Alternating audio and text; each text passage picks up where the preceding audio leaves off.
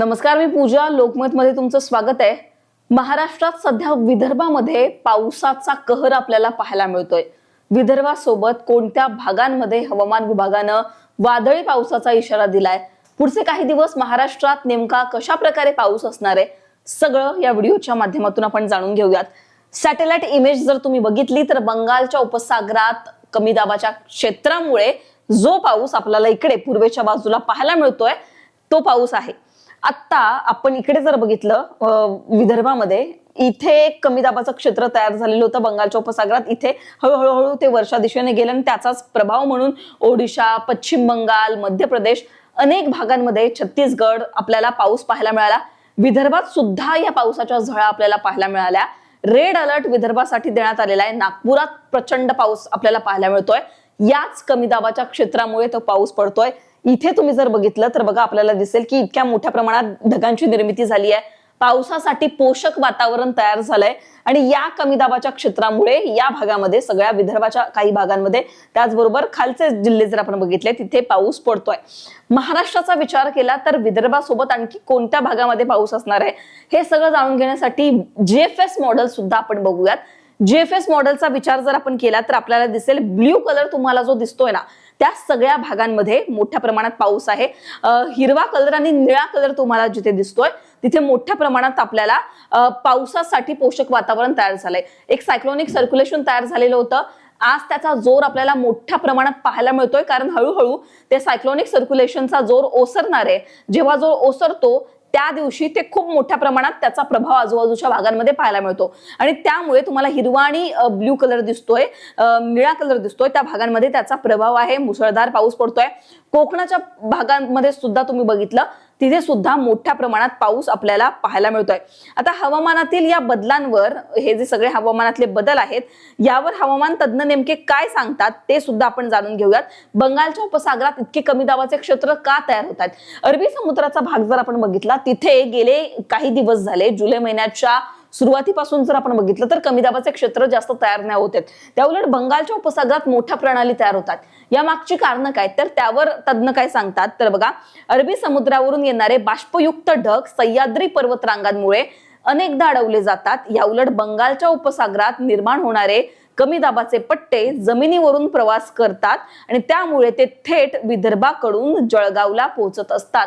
आणि त्यामुळे काय होतं, बंगालच्या उपसागरात जो भाग आहे तो उबदार असल्यामुळे बाष्प त्या बाजूला आपल्याला मोठ्या प्रमाणात पाहायला मिळतं आणि पाऊस त्या भागांमध्ये मुसळधार होतोय. आणि ह्या सगळ्या पूर्वेच्या भागांमध्ये त्याचाच परिणाम म्हणून आपल्याला पाऊस पाहायला मिळतोय. विदर्भात पाऊस पाहायला मिळतोय.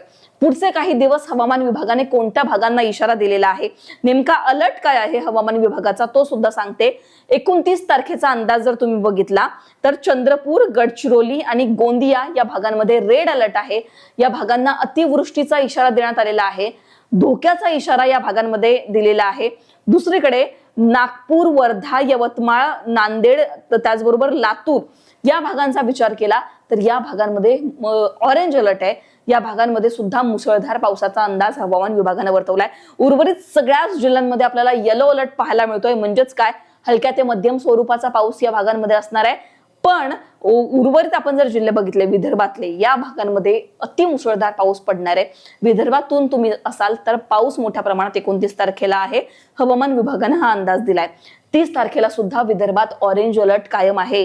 विदर्भातील अमरावती, वर्धा, चंद्रपूर, गडचिरोली, नागपूर, गोंदिया, भंडारा या भागांमध्ये ऑरेंज अलर्ट आहे. जळगाव, संभाजीनगर, जालना इथे ऑरेंज अलर्ट आहे.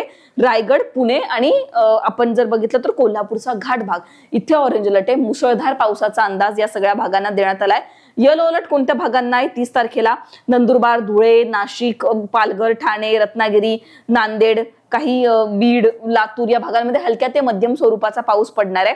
त्याच्यामुळे 30 तारखेला पण आपण विचार केला तर विदर्भातच जास्त पाऊस असेल. कोकणात सध्या जास्त पाऊस पाहायला मिळणार नाहीये, कारण अरबी समुद्र, जसं की मी तुम्हाला सांगितलं, तिथे कमी दाबाचे क्षेत्र तयार होत नाहीयेत. पण जे बाष्प बंगालच्या उपसागरातून येत आहे त्याचाच परिणाम म्हणून 21 तारखेला बघा, धुळे, नाशिक, पालघर, रायगड आणि पुणे या भागांमध्ये ऑरेंज अलर्ट आहे. मुसळधार पाऊस असेल. ठाणे, रत्नागिरी, सिंधुदुर्ग, विदर्भातील आपण जर बघितलं तर अमरावती, यवतमाळ इथे येलो अलर्ट आहे.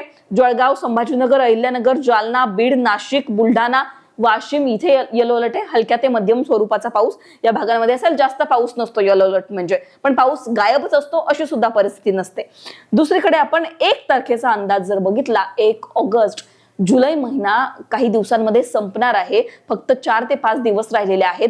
सरासरीपेक्षा कमी पाऊस जुलै महिन्यात अनेक भागांमध्ये आपल्याला पाहायला मिळाला. उद्या हवामान विभागाचा अंदाज जेव्हा आम्ही सादर करू तेव्हा मी तुम्हाला 1 तारखेपासून ते 30 तारखेपर्यंत किती पाऊस झाला याची आकडेवारी देईल. सध्या ती आपल्यापर्यंत नाहीये, पण जो पाऊस झालेला आहे विदर्भ, मराठवाडा, उत्तर महाराष्ट्राचा काही भाग, या भागांमध्ये इतक्या मोठ्या प्रमाणात पाऊस झालाय जुलै महिन्यात असं चित्र नाहीये. फक्त कोकणामध्ये चांगला पाऊस झालाय, पश्चिम महाराष्ट्रात चांगला पाऊस झालाय.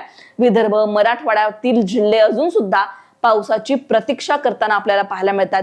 ऑगस्टमध्ये कसा पाऊस असेल हे आम्ही तुम्हाला सांगूच, पण जुलै महिन्यामध्ये जर आपण बघितलं तर पुढचे काही दिवस काही भागांना ऑरेंज अलर्ट आहे, काही भागांना रेड अलर्ट आहे. तुमच्या भागात सध्या काय परिस्थिती आहे, कशा प्रकारचा पाऊस आहे, कमेंटमध्ये सांगा. लोकमतला सबस्क्राईब केलं नसेल तर सबस्क्राईब करायला विसरू नका.